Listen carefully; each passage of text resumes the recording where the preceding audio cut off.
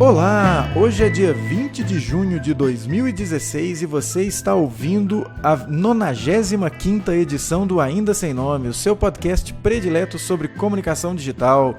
Diretamente de Belo Horizonte, eu sou o Caio César. E daqui de São Paulo, eu sou o Felipe Men. E aí, Caio, eu tava com saudade de você, cara. Pois é, a recíproca é verdadeira, meu caro cabeça.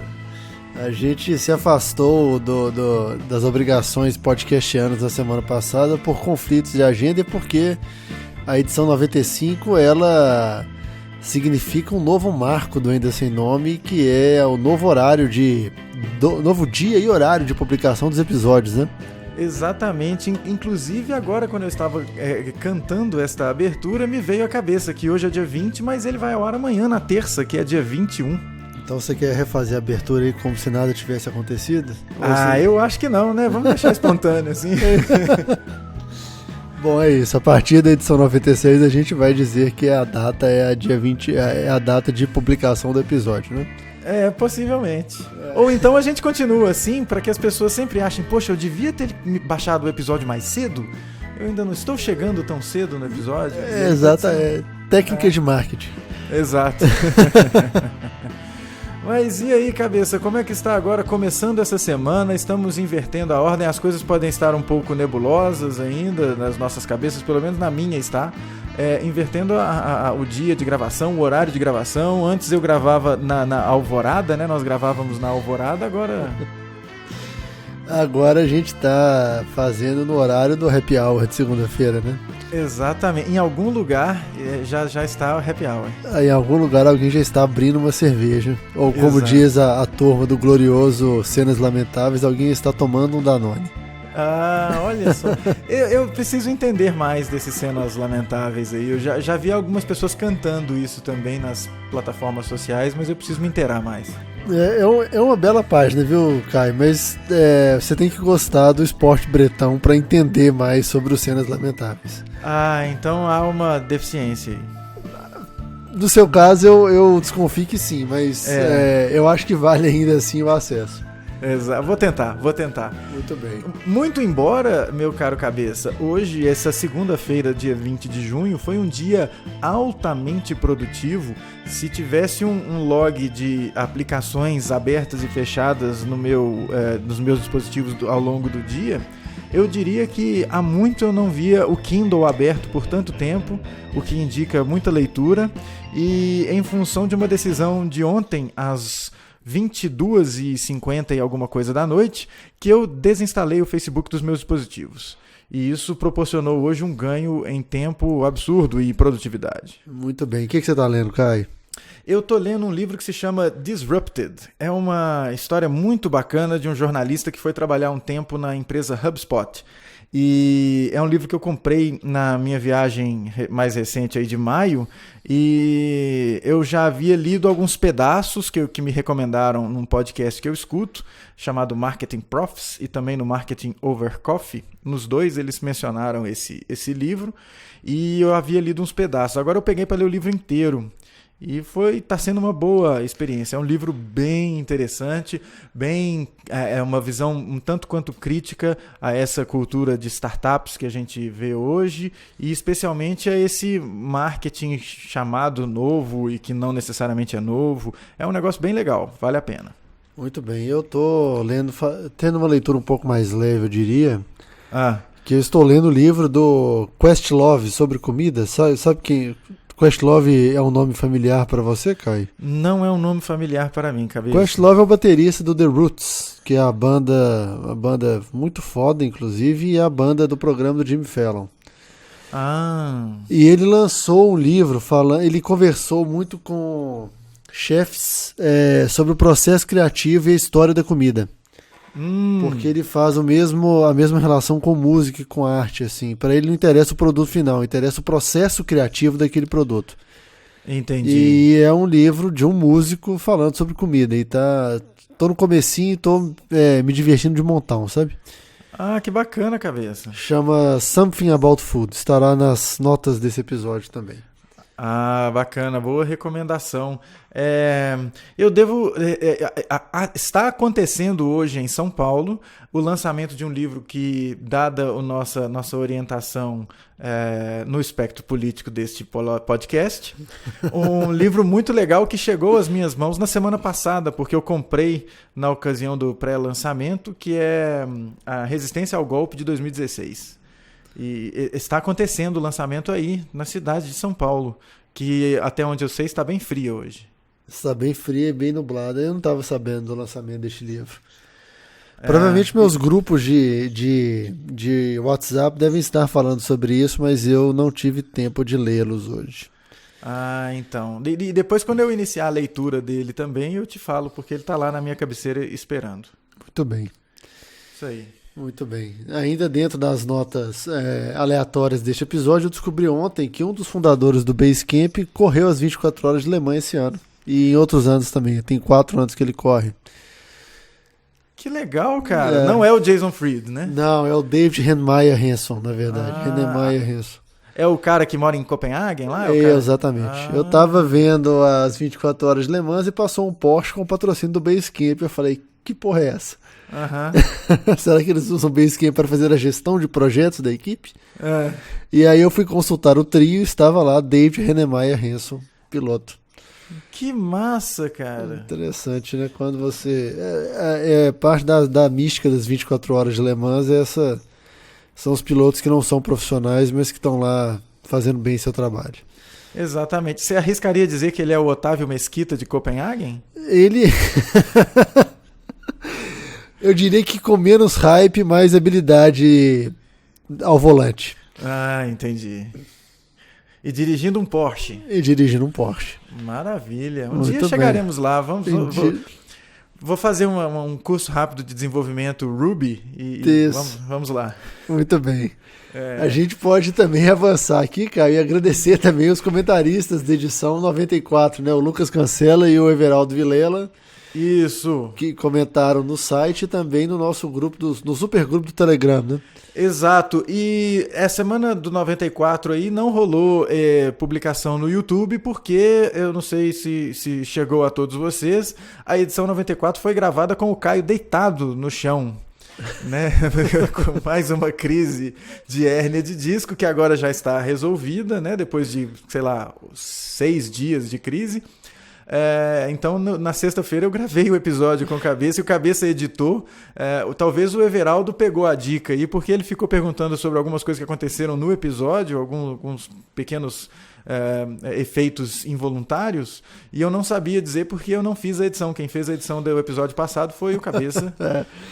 E eu não tenho podia ter subido no YouTube também, mas não tinha essa expertise de fazer o vídeo, enfim.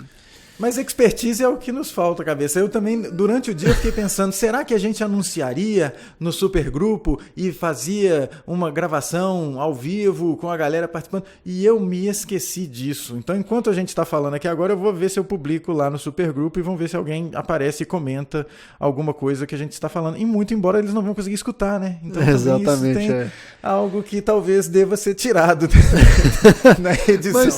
Mas tem uma... Tem a vantagem desse horário agora, Caio, que a gente pode também voltar a fazer os famosos hangouts ainda sem nome, né? Eu acho que essa poderia ser uma boa coisa, hein? Não sei nem se existe hangouts ainda naquela modalidade, mas enfim. Podemos, né? Vamos lá.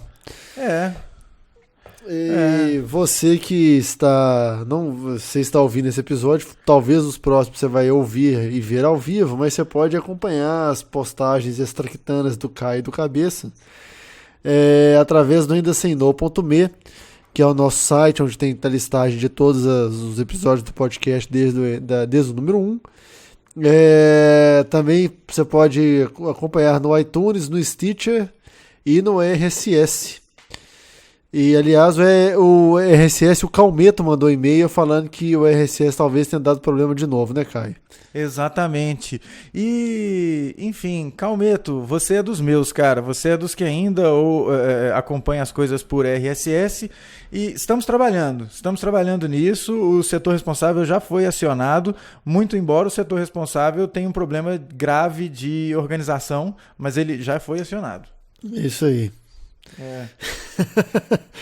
Bom, e também você pode compartilhar as postagens do Ainda Sem Nome e participar do nosso super grupo no Telegram. O link vai estar na postagem e também mandar a sua mensagem de áudio, caso você queira e sinta-se mais à vontade para comentar o Ainda Sem Nome desta forma, através do 31999750835. Puta merda, 999750835. Informei. Exatamente. E aí a Dengue informa, não é? É, isso aí. E tem uma coisa, eu estou aumentando a premiação para quem fizer um review no iTunes. Na semana anterior era uma bananinha, agora já virou uma barrinha de Nutri. Muito bem. Então, se você aí comentar, você vai ganhar uma barrinha de Nutri exclusiva para você, tá bom? Muito bem.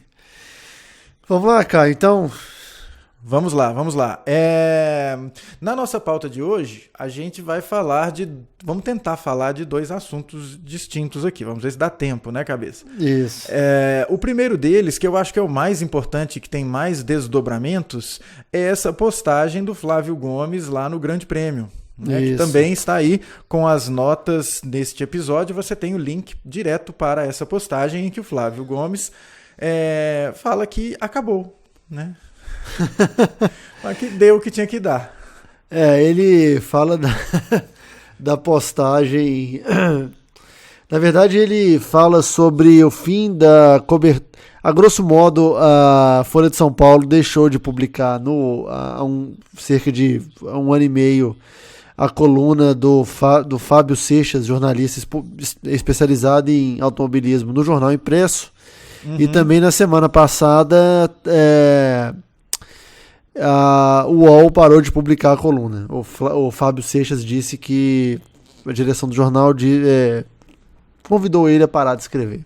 Sim. E aí o Flávio Gomes fez uma postagem longa falando sobre o estado atual das coisas, né? Na verdade, a gente pode atacar essa situação, essa postagem, acho que de duas formas, Caio. A primeira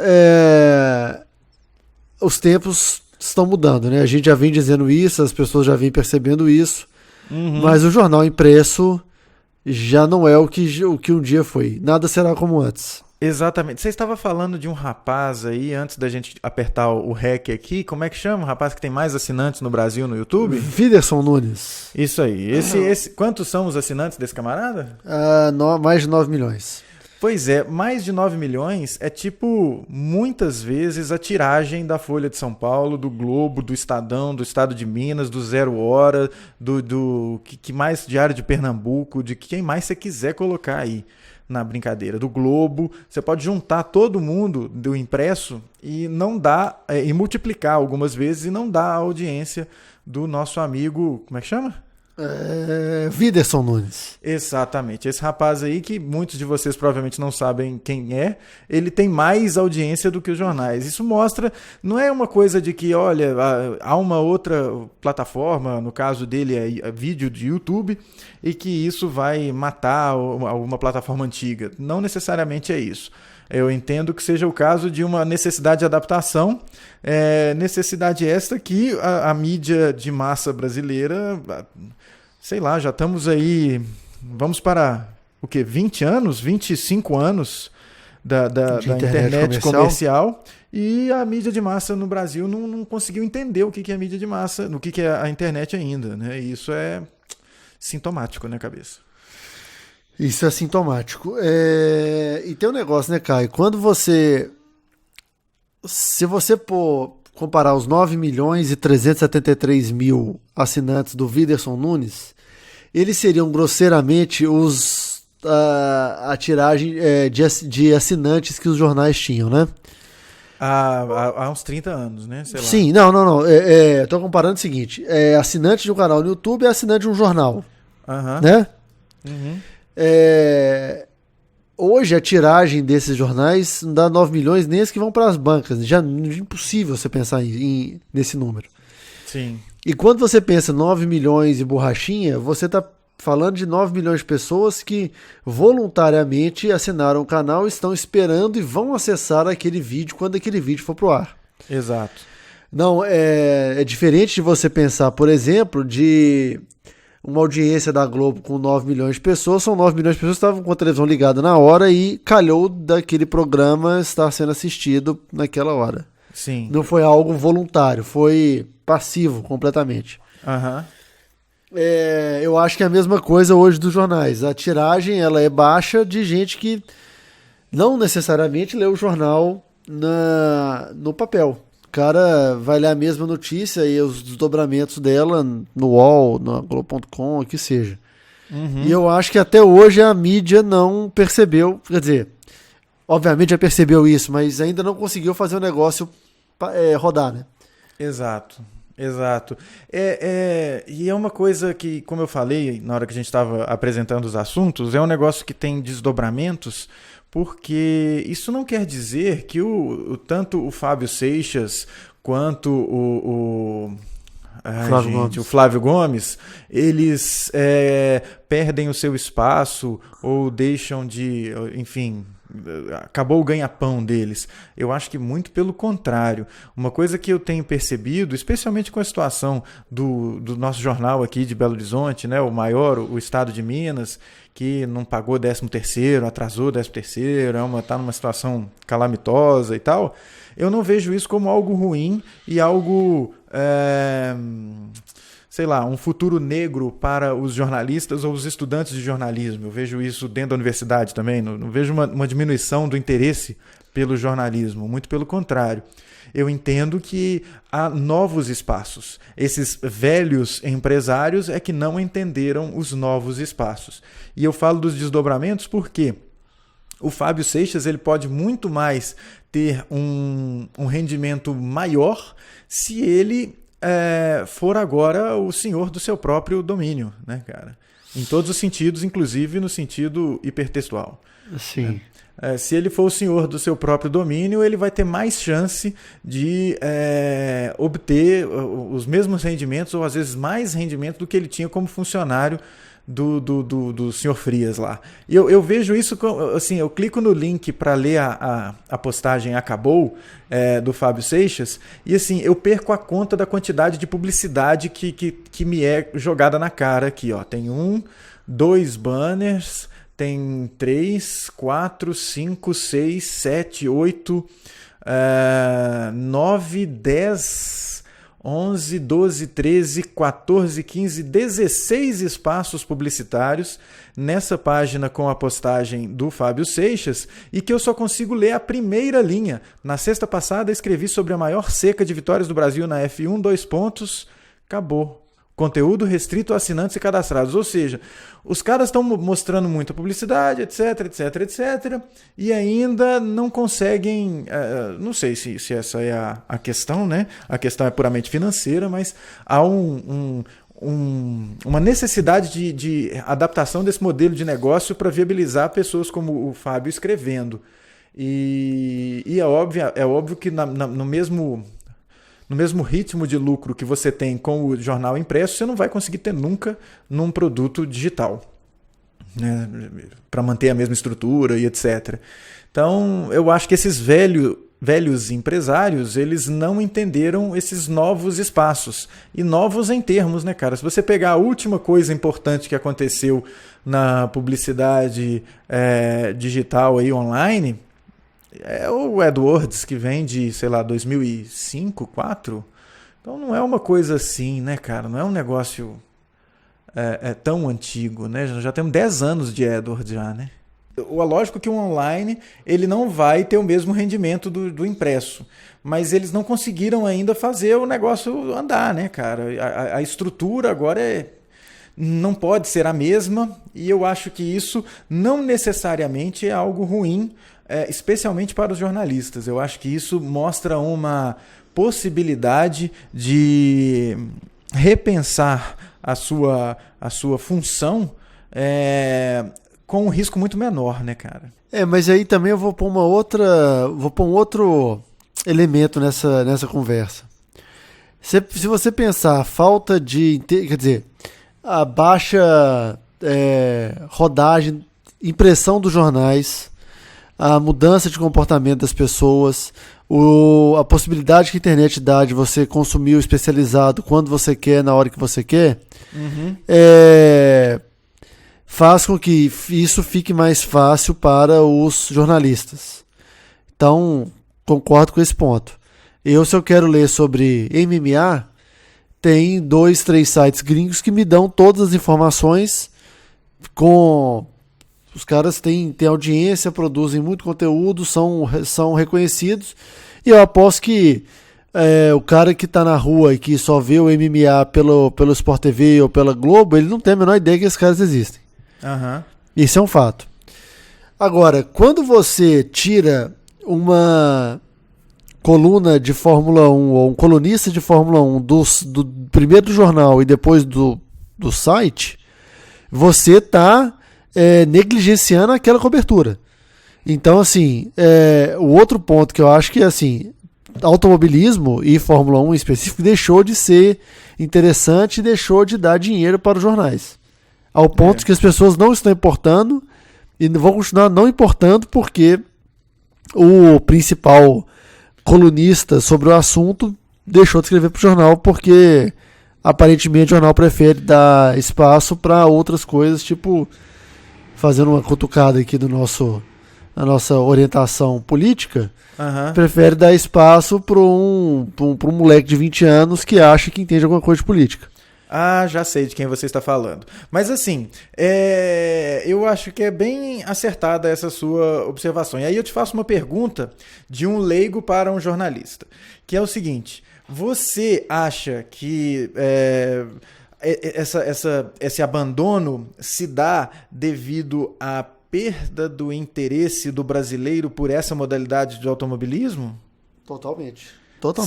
Você acha? E essa perda do interesse, ela acontece em virtude da ausência de brasileiros lá no grid? Não, eu tenho a minha teoria é a seguinte. A gente cresceu, todos nós, antes de TV fechada e etc e tal, você cresceu com a Globo fazendo um marketing para que todo domingo de manhã tivesse um brasileiro ganhando. Né? Aconteceu, eu acordava para ver o Nelson Piquet batendo no Nigel Mansell. Aconteceu num período de 10 anos que você teve primeiro o Nelson Piquet, depois você teve o Senna dominando a Fórmula 1. Né? Esse é o ponto. Quando o Senna não ganhava, ou quando o Piquet não ganhava, talvez eu era não lembro, mas assim, devia ter igual ao Esporte Espetacular com um desafio de verão de futebol de areia, Brasil contra Ilhas Fiji, o Brasil ganhava de 76-0. Ou então o desafio de judô, a equipe A do Brasil contra a equipe C do Cazaquistão, e o Brasil ganhava todos os jogos. Então a gente cresceu com isso. Naturalmente, quando o Senna morre, morreu o melhor piloto. E a Globo transformou o Senna, o cara não era o melhor piloto, ele era um deus, ele era o cara fodão, ele tocava na água e virava vinho, caminhava sobre as águas, ele era foda, nesse ponto. E aí as pessoas foram na verdade, a Fórmula 1 perdeu o interesse, o cara deixou de acompanhar a Fórmula 1, não é porque ele gostava de Fórmula 1, é porque o Senna morreu. Hoje, você tem um produto que é muito ruim. A Fórmula 1 tá muito ruim. Aí não é uma coisa de por que não tem brasileiro. É a Fórmula 1 como um todo que está eu continuo vendo Fórmula 1 desde que o Senna morreu. E pra mim o interesse foi o mesmo. Lá, óbvio, fiquei chateado, naturalmente, mas eu continuei acordando de manhã, de madrugada, vendo à tarde, na hora que passa a porcaria da corrida eu vejo. Só que eu entendo que o produto está muito ruim. E o produto não acompanhou qualquer outra modalidade de automobilismo, principalmente na internet. Entendi. Entendeu? Então, quando você vê... Caio, os caras não podem ter... por exemplo, teve um teste no começo do ano. Esse ano tem uma equipe americana, que é a Haas, tal. Aí um piloto deles resolveu fazer uma transmissão, acho que pelo Periscope. Tipo, olha, vou aqui mostrar os bastidores da minha equipe. O que todo mundo quer, né, bicho? Você quer consumir um negócio muito além do que você vê na televisão ou lê no jornal. Aí a Fórmula 1, a FOA, né, que comanda o negócio, mandou tirar o vídeo do ar. Porque não pode consumir, não pode produzir vídeo pra internet. Mas que lamentável, hein, cara? E aí eu tava instigando pra ver se a questão era porque não tem brasileiro no pódio e não tem brasileiro, e por isso não tem brasileiro interessado, mas não necessariamente é esse o caso, ou é esse o caso? É esse o caso, porque a gente cresceu acostumado a ver o brasileiro no pódio sempre. Mas, cara, aí tem uma coisa. Foi ontem, né, que teve a final, o 7º jogo da NBA. Sim. O meu Twitter tava insuportável, bicho, de brasileiro comentando o negócio, né? E assim, o basquete lá, a NBA, é um esporte que não tem brasileiro quase, deve ter, sei lá, 2 brasileiros lá, e eles nem estavam nos times que estavam na final, estavam? Estavam, o Golden State tinha 2 brasileiros. Tinha 2 brasileiros. Mas não por causa do brasileiro que você tava lá, tava a galera falando do LeBron o tempo todo, LeBron. A audiência do futebol americano no Brasil aumenta a cada dia. Sim.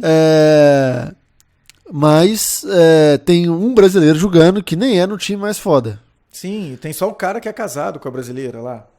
Que isso é só pra parte do público nosso que vale a pena, né? Uhum. Que é um fato relevante. Quem entende mesmo é porque o Tom Brady é o fodão, é o pica das galáxias do esporte. Sim. Mas aí, Caio, tem um negócio. Você consegue consumir conteúdo muito bom pela internet. Você tem vários sites que cobrem o futebol americano e a NBA em alto nível. O próprio canal deles no YouTube é foda. Você pode assinar o League Pass da NBA, que você vê a temporada inteira por um preço razoável na sua Apple TV, por exemplo. E o comissário da NBA, que é o CEO, né, da liga, falou no South by Southwest que eles estão fazendo experimento com realidade aumentada e virtual. Uhum. Então, assim, e sem contar que a ESPN, que é quem transmite os 2 esportes aqui no Brasil, trata o produto com carinho. Uhum. Então, assim, grande parte do jeito que da fama do futebol americano no Brasil vem do jeito que a ESPN tratou o negócio. Se você ver qualquer transmissão, os caras, assim, o fulano faz uma pergunta que pode ser a mais básica de todas, e eles falam, olha, você que está vendo o jogo pela primeira vez, eles explicam toda vez a mesma coisa para você não perder o bonde, entendeu? Uhum. A Fórmula 1 na Globo tem 8:55 começa, acabou a prova, acabou, já entra o esporte espetacular. Sim. Então, o próprio tratamento do produto é outro. Se você hoje quer saber jornalismo, se você quer ter acesso a jornalismo de qualidade sobre automobilismo no Brasil, você vai ler o Grande Prêmio, por exemplo. Uhum. Que é um produto independente, ou não? É um produto independente. Eles têm a parceria com o UOL, mas já teve no IG, já teve no MSN, então eles são independentes. Uhum. E é a pena, né, que a gente chamou o Flávio Gomes, mas ele não pôde participar, mas ia ser muito interessante se a gente conseguisse ter conversado sobre números, sobre tráfego, para entender como que eles conseguem sobreviver falando de um esporte de nicho, num espaço, e principalmente numa cultura que a gente não gosta de pagar muito por conteúdo, né? Tem essa impressão. Mas nem só do financiamento direto vive o produtor de conteúdo independente, né? Eu acho que o financiamento direto é uma via, É uma possibilidade muito boa, eu entendo que possa ser a mais legal para que um produto final seja bacana, porque aí você não tem interferência de departamento comercial algum, né? Você está financiando o trabalho da galera. Mas não é a única maneira, né, cara? Você pode ter aí até desde viver de AdWords, de AdSense, né, na verdade. Você pode desde viver de AdSense até ter esquema de patrocínio mesmo, né? Patrocínio direto, sem passar pelo atravessador, que seria o Google no caso. E te daria um pouco menos, às vezes, de independência editorial. Então, e eu entendo isso como uma maneira de você financiar com menos custo uma estrutura mais enxuta e que vai produzir coisas possivelmente com a mesma qualidade, né, cara? E o que me espanta no cancelamento aí é o abandono por um produto digital, né, cara? Você não pode nem falar assim que eu não tenho mais espaço no jornal para isso. Poxa, só você entender do nicho que o cara está escrevendo e fazer. Às vezes isso foi feito, né, cara? Uma análise da quantidade de acessos, da quantidade de assinantes que vão lá e acessam o Fábio Seixas dentro da sua coluna no UOL. E aí a quantidade de acessos não estava valendo a pena para pagar os honorários do Fábio Seixas. E eu imagino que isso deva ser uma coisa bem atrelada com o espaço que ele ocupava no impresso. E aí deixou de primeiro no impresso. Vamos ver se vinga no digital. Não vingou no digital, tchau. Será que... É possível que tenha sido esse o caminho, né? Mas aí... Ok, concordo. Mas aí você também está abrindo mão de informar seu público sobre um assunto, né? Então, assim... Ok, então a Folha assume que automobilismo não é algo que vai ser escrito nas páginas do jornal. Pois é, isso é uma aposta complicada, né? Porque vai que no ano que vem um dos caras que estão... Sempre tem, né? Uns brasileiros na Fórmula 3000, Fórmula 3, não sei o quê. E aí vira piloto de teste, não sei o quê. E vai pra Fórmula 1 e começa a ganhar. E aí o cara não tem mais colunista de Fórmula 1, não tem mais alguém que cobre. E aí ele vai ter que recomeçar do zero. Só que agora o cara tá em outro lugar, já, sei lá, enfim, ganhando mais grana ou de um outro jeito. Sei lá. Eu só acho que esse cenário vai ser difícil, viu, na verdade, mas tudo bem. No que se refere à questão esportiva. De um brasileiro aparecer? Na Fórmula 1. A gente tem outros brasileiros muito bons em outras categorias que são tão legais feita a Fórmula 1 ou mais legais. Foi o que eu falei ontem, né? Fugindo totalmente do assunto. Mas entre sábado e domingo ocorreu as 24 horas de Le Mans. E perdoe meu francês. E a Toyota liderou durante 23 horas e 56 minutos até o carro quebrar. Caramba! E perdeu a prova. E quem ganhou? Ganhou a Porsche. E depois de 23 horas e 56 minutos, a diferença de um para o outro era de 30 segundos. Então, assim, tem muita emoção numa corrida de endurance, por exemplo. Mas não é um produto, ou a gente cresceu com esse negócio de que ser piloto de Fórmula 1 é a única coisa que vale, enfim. Vários pilotos brasileiros e gringos, depois que saem da Fórmula 1, veem que existe muita coisa para se divertir. Eu imagino que sim. Mais uma vez, né, cara, aí não é uma coisa que é só a gente que fala. Essa semana, até o Capitão Nascimento falou isso num programa na TV americana, se eu não me engano, né? Com a mulher lá do Huffington Post, como é que se chama a mulher? Ariana Huffington. A Ariana Huff, né? Huffington, falando sobre o fato de apenas 5 famílias brasileiras deterem o poder da mídia de massa no Brasil. E isso acontece em coisas que, no caso do Wagner Moura falando lá, foi uma questão política, mas que aqui tem a ver com essa questão da Fórmula 1. Eu me lembro do esforço que a Bandeirantes tinha para fazer emplacar a Fórmula Indy, e as pessoas nem prestavam atenção por causa da hegemonia da Fórmula 1, com a cobertura pela Rede Globo e etc. Né? Exato. E a Globo faz isso com qualquer esporte, né? Então, assim... Isso é falando, aproveitando que a gente está falando de esporte, Cabeça, eu não sei se você percebeu isso, eu percebo isso aqui, a gente está se aproximando das Olimpíadas, e uma coisa tão vergonhosa pra gente é que agora, nesses últimos dias, antes de começar a competição, você vê os programas jornalísticos tendo que ensinar para a população as modalidades. É um negócio vergonhoso, né, cara? Assim, a gente conhece tão pouco outros esportes que tem que chegar agora e alguém ensinar pra gente às pressas. É completamente bizarro. É um negócio assim, são umas comparações bobas, né? E você fala, poxa, sabe, eu estava falando anteriormente, tentando puxar a língua aí, a questão da presença de brasileiro ou não, porque a minha experiência mais recente com o mundo exterior é a Colômbia, né? Uhum. E lá na Colômbia, eu vi a galera torcendo de uma maneira absurda na final da Champions League que teve, né? Real Madrid e Barcelona. Real Madrid, Atlético de Madrid. Atlético de Madrid, beleza. Então, você vê, o meu conhecimento é total, vamos lá.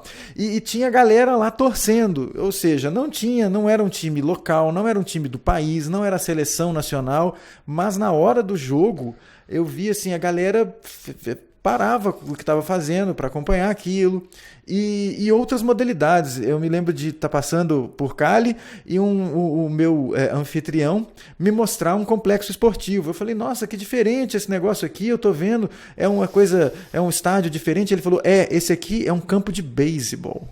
Eu falei, rapaz, e o beisebol aqui a galera joga? Ele, não, joga bastante. Aí um pouquinho adiante falou, esse aqui é um estádio para patinação que foi construído para os X Games, quando teve X Games aqui, então fizeram esse lugar aqui para ter as competições de patinação. Eu falei, e depois dos X Games continuou e tal? Continuou lá a galera andando, e era, sei lá, era uma sexta de manhã, e tava a galera lá, assim, tipo, brincando. E eu via uma galera jogando hóquei, né? Hóquei na grama.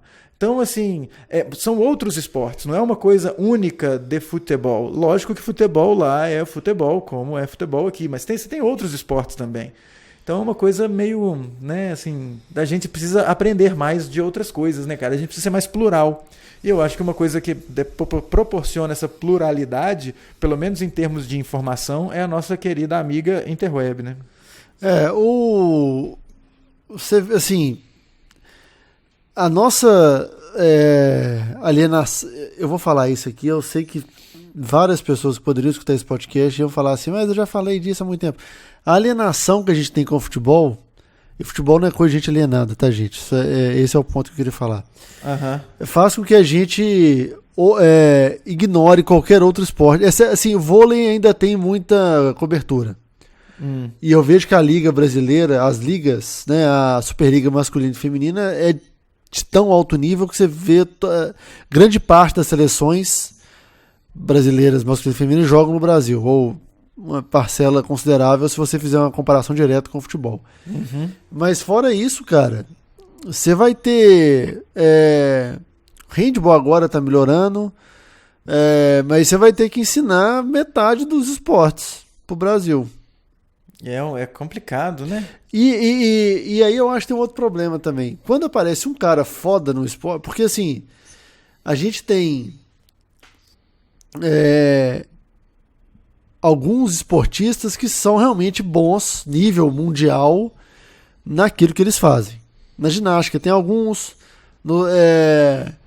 no vôlei, vela, enfim.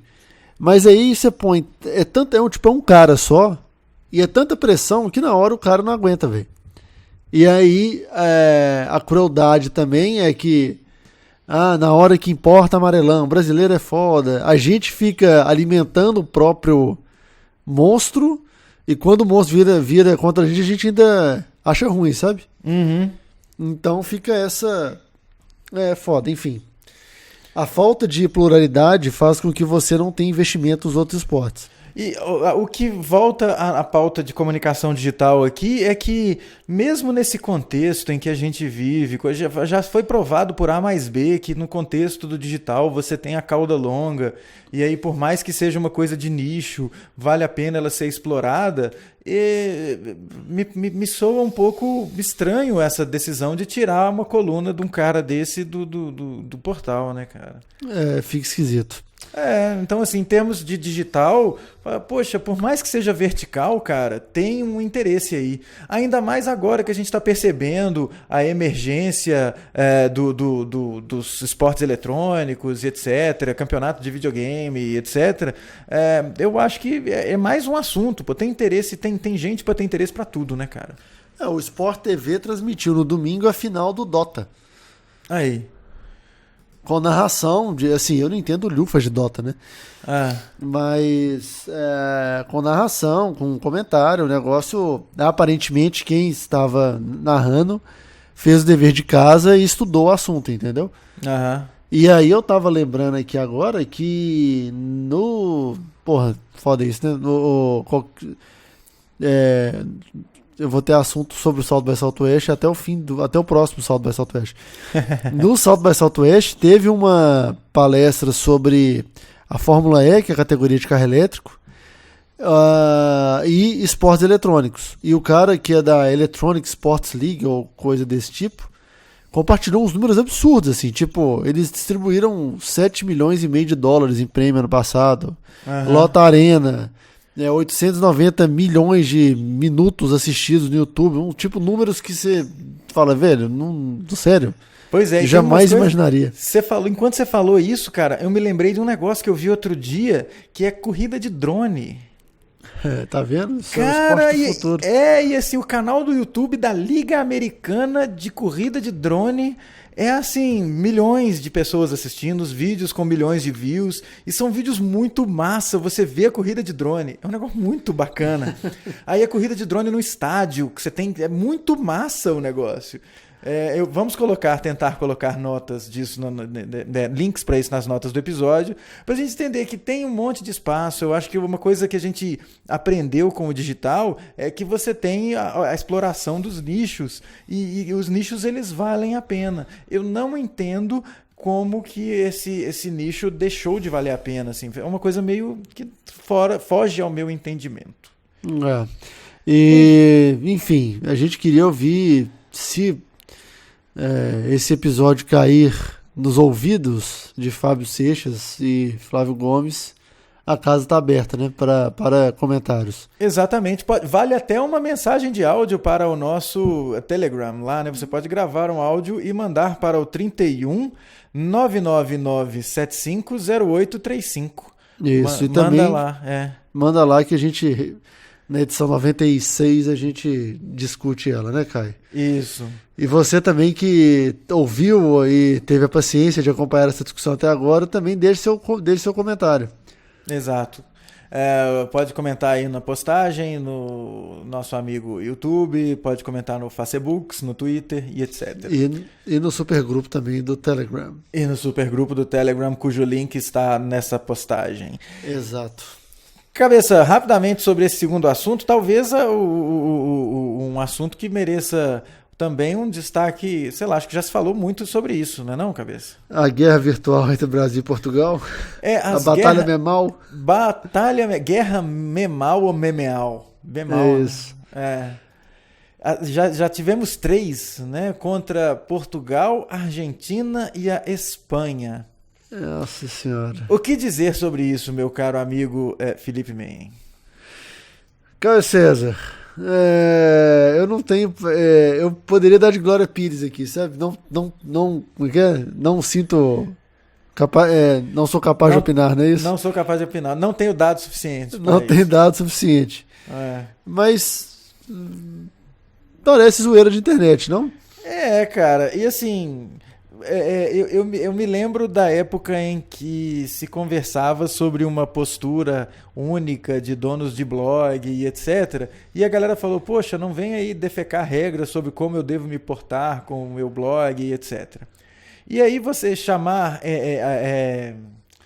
proclamar propriedade de meme é um negócio meio complicado, né, cara? Meme não tem dono, né? Não tem dono. Meme Você tem até aquele Know Your Meme que você pode traçar a origem. Mas você não paga royalty pro dono do meme, não, né? Ou pra pessoa nenhum. que começou com o meme. Então, assim, você falar que um meme é brasileiro ou não roubem o meme brasileiro. Acho meio incoerente, né, cara? Eu acho que é mais uma chance de você fazer uma zoeira, né? Só se for pelo ruê, né? E aí, fazendo por merecer a alcunha de gafanhotos da internet, né? Os brasileiros, mais uma vez. Puta que pariu. Enfim, eu não acompanhei Seria isso síndrome de vira-lata, cabeça? Tipo, buscar pelo menos a supremacia nos memes? Ou a gente falar que o brasileiro é o gafanhoto da internet? Bicho, eu sou muito contra a síndrome de vira-lata, sabe? No geral. Mas quando você vê algum... Esse esquema de gafanhoto, ele apareceu muito nas plataformas online, jogos online, né, também. Sim. Então, eu não sei... Não sei, cara, eu fico... Às vezes eu acho que a gente pode ser, sim, um gafanhoto.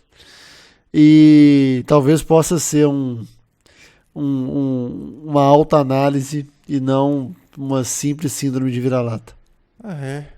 Eu lembro, por exemplo, quando o Orkut disponibilizava dados sobre a porcentagem de usuários de quais países eram e tal, e ficou uma corrida para o Brasil passar os Estados Unidos.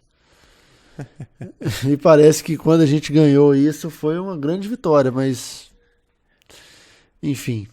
E eu me lembro de um dos motivos da galera falar que parava de usar o Orkut, os americanos, era porque só tinha brasileiro, né, cara? Mas aí, Caio, tem outras redes sociais, aquelas, tipo, tem uma na China, tem uma que é usada na Rússia, mas eu não sei se elas são globais ou se elas nasceram no próprio país, sabe? Mas é óbvio que você vai começar a achar, a partir do momento que você não se identifica com o público de uma festa, você vai embora, né? Acho que a mesma coisa se aplica às redes sociais. Enfim, mas se a gente esculhambou ou não, não sei. Eu ficaria muito chateado se o Facebook, se algum americano falasse, eu não uso Facebook porque tem uma página chamada Cenas Lamentáveis, eu não entendo nada. Algumas pelo menos fazem seu dia melhor. Não, isso seria lamentável, né? Porque seria a cena lamentável. Mas pois é, cara. Talvez o tempo destinado à discussão desse assunto aqui diga muito sobre a relevância dele também, né, cara? Valeu. Tipo, ok. Continua com os memes aí. Tem um meme que é aquele assim: parabéns pros times que ganharam o título. Os outros seguem em frente, tem outros títulos. Então, parabéns pro país ganhar as guerras de meme. Os outros seguem em frente, vão ter outras guerras. É isso aí. É isso aí, e eu continuo sem entender a Inês Brasil. Cara, eu pensei isso hoje, por sinal. Tava vendo uma matéria, algum link aqui, um destaque que ela tirou a roupa no aeroporto, um negócio desse. E assim como perfis de pessoas fitness do Instagram, Inês Brasil caiu na mesma caixa pra mim, eu não consegui entender. Eu não consigo entender o que ela fala. Será que é por isso que ela é engraçada e é por isso que a galera replica? Eu não sei. Eu posso usar um outro meme que é aquele do Criolo com o Lázaro Ramos dizendo: Lázaro, ajude-me a entender. Ajude-me a entender, porque eu realmente não entendo. Pois é. Então vamos ficar sem entender também E assim, quem declarou que alguém venceu, né? Por causa da quantidade de postagens, é porque, será, a pessoa em Portugal foi dormir, ela ficou cansada e aí parou de postar e por isso o Brasil ganhou? O que é, assim? Nesse ponto a gente tem a vantagem, né? Porque eles vão dormir antes da gente, né? O fuso tá ao nosso favor, na verdade. E é engraçado essa rixa, a segunda rixa aí, que é com os argentinos, porque ela é uma rixa que só existe do Brasil pra Argentina, né, cara? Os argentinos têm nada disso, os caras falam, ó, Brasil, mó bacana, legal o Brasil, né? Exato. Engraçado. É diferente de outros países da América Latina, que a gente sabe que eles têm uma rixa eles mesmos, né? Assim, eles não se bicam, mas argentino com brasileiro, a gente não tem nada contra o Brasil. Enfim. Aquele negócio, a gente já deve ter falado, a gente já falou isso em algum outro episódio, que o fato da gente só ser o único país que fala português ainda nos dá uma distância muito maior do resto do continente, né? Talvez vai ter que criar uma tretazinha só pra... Eu já não vejo graça em piada de argentino, cara. Falar nisso, tem anos. Pois é. Eu achei engraçado quando eu tinha uns 14 anos de idade, assim, que você acha tudo engraçado, você é meio retardado da cabeça mesmo, né? Enfim. Mas a piada com o português ainda faz algum sentido, né? Mas a piada com o argentino... Ajude-me a entender, cara. Ajude-me a entender, isso aí. Então, você que está ouvindo esse episódio até agora, glorioso, guerreiro da luz, ajude-nos a entender essa guerra memeal aí, ou essas, né, a primeira, a segunda, a terceira, às vezes já teve uma quarta e a gente não está sabendo, cabeça, já tá tendo uma quarta e a gente não está sabendo. E aí, por favor, vocês façam uma análise também da guerra, quem ganhou, quais foram os melhores momentos, as batalhas mais relevantes. Eu acho que essas guerras memeais, elas dizem muito com o momento que a gente vive, né, cara? Assim, é final de semestre, então a galera ou já tomou toco ou já passou, e a galera mais nova ainda não se atentou que está vindo o terceiro bimestre. Né? Então as provas vão ficar mais difíceis e eles vão ter que passar de ano. Então às vezes isso diminui aí lá para setembro, assim, as coisas diminuem porque as pessoas vão começar a perceber que elas vão tomar bomba na quinta série. E aí, bicho, ou você corre atrás ou então em dezembro volta às guerras. Isso aí. Beleza, meu caro cabeça. Beleza, Caio. Seguimos nesse horário, vamos firmes na produção, rumo ao Ainda Sem Nome 100. Rumo ao Ainda Sem Nome 100. Cara, vai ser muito massa a gente fazer um super evento com a participação da Lady Gaga. E da Inês Brasil. Inês Brasil. No Ainda Sem Nome de número 100. É isso aí. É isso aí, cabeça. Vamos lá, vamos começar os planejamentos. Muito bem. Uma coisa que quem vai ficar de fora dessa festa vai ser o Temer. O Temer, em primeiro lugar, ele vai ficar de fora dessa festa. E em segundo lugar, o Aécio. Em segundo lugar, o Aécio. Isso aí, talvez cara. Até a edição de número 100, Aécio tenha 100 citações nas delações premiadas. Vamos ver. É bem provável. O que chega primeiro, a centésima delação dele, a centésima menção, o episódio sem Ainda Sem Nome. Exato. Façam suas apostas. Valendo uma mariola. É isso aí. Além da bananinha que o Caio vai pagar para quem fizer um review do Ainda Sem Nome no iTunes. Prêmios cumulativos, é a bananinha e o Nutri. Isso, é o Nutri, exatamente.